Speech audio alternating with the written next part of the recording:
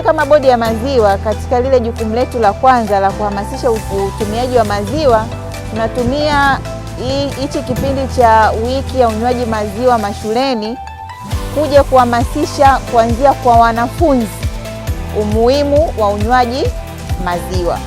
Kwa hiyo tunawapa rai wanafunzi, lakini tunajua mwanafunzi mwenyewe hawezi, lazima kuwe kuna mwalimu na mzazi au mlezi. Ndio maana tunakuja tunaongea na walimu, lakini tunakuja pia kwenu wanafunzi kwa kuwa nyie ndo kundi lengwa. Kwa hiyo nyie ndo mtakao kunywa maziwa, alafu nyie mtaenda kuwasimulia wazazi na walimu utamu wa maziwa ili watuwezeshe tuweze kuwa tunatumia kila siku. Sawa? Kwa hiyo katika kutimiza jukumu hilo, bodi ya maziwa iko leo hapa Mtwara. Tutakuwepo Mtwara kwa siku 3, lakini tunafurahi sana tumepata nafasi ya kuja Mtwara Teki. Tunafurahi zaidi tumepata nafasi ya kukutana na kundi lenu la wanafunzi. Tumelipokea zoezi hili kutoka kwa wenzetu bodi ya maziwa, zoezi la ugawaji wa maziwa na uhamasishaji wa unywaji wa maziwa ndani ya manispaa ya Mtwara Mikindani.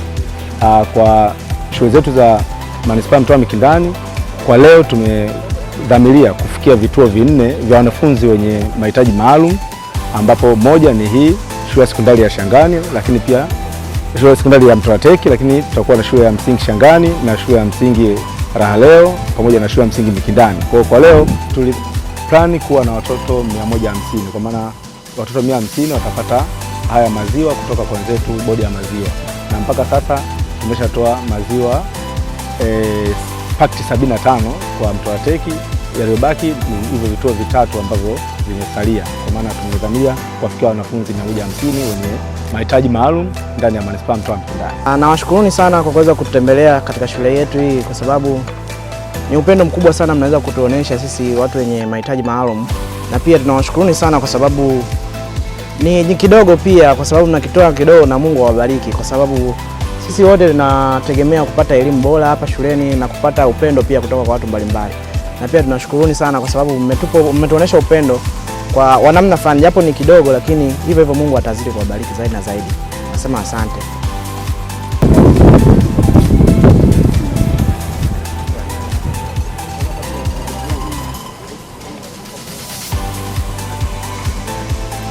Amesema jina yake ni Sabra Zilai,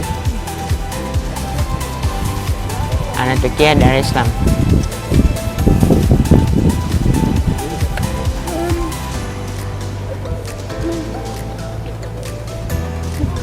Anashukuru serikali kwa kutusaidia na kutupatia zawadi sisi sote.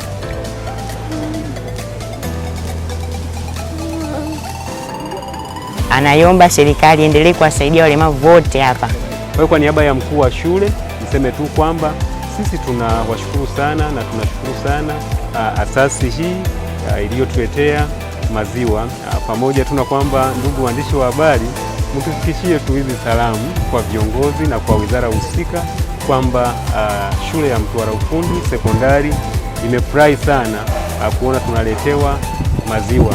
Zaidi tu na taasisi nyingine zitutembelee, zije ziongee na hawa watoto hao wapo na wanafanya vizuri hata darasani. Tusije tukawachukulia tu kwamba labda tu kwa sababu ya hali walizonao hawawezi. Watoto wanafanya vizuri darasani.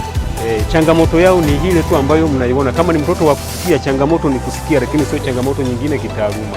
Kama ni kuona, ni changamoto ni kuona, lakini kitaaluma mtoto yuko vizuri. Kama ni changamoto ya viungo, kama tunavyoona wengine wana wheelchairs, ni kwenye viungo tu, lakini darasani yuko vizuri. Kwa hiyo hawa watoto wanahitaji upendo, wanahitaji kujaliwa kama ambavyo tunavyoona. Huu ni upendo, mmetuonesha upendo, mmewaonesha upendo.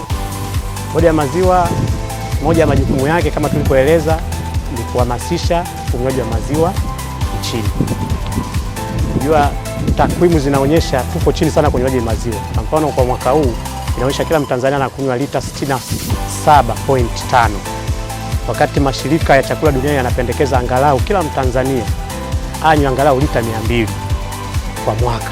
Unaona kuna gap kubwa. Kwa hiyo bodi ya maziwa kupitia hizo programu mbalimbali, kwa mfano unywaji maziwa shuleni, ni kuhakikisha kwamba tunajenga tabia ya watoto kunywa maziwa wakiwa wadogo.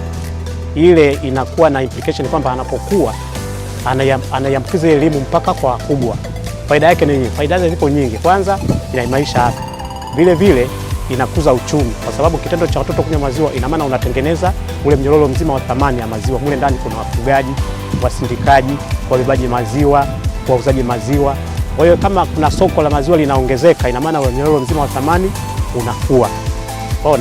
Kwa hiyo serikali kupitia bodi ya maziwa ndio maana imeanzisha hizi programu za maziwa. Tuna programu nyingi. Mfano hii imelenga sana watoto. Alafu tuna programu nyingine inaitwa ya wiki ya maziwa ambayo inafanyika kila mwaka mwezi wa 5 na programu mbalimbali. Kwa hiyo lengo la serikali kupitia bodi ya maziwa ni kuhakikisha kwamba inawafikia vizazi vyote kwenye lika hili wajue umuhimu wa maziwa.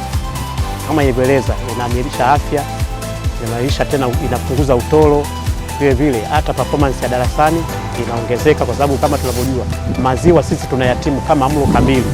Kwa sababu gani mlo kamili? Una virutubisho vile vyote ambavyo ungevipata kama ungekula ugali asubuhi, sijui chapati. Kwa mule unasikia kuna protein, unapata vitamini, unapata calcium, unapata kila kitu. Kwa hiyo tunashukuru tunapofanya hizo program, walimu wanapotupokea sisi inakuwa tunashukuru kwamba tumetimiza majukumu yetu.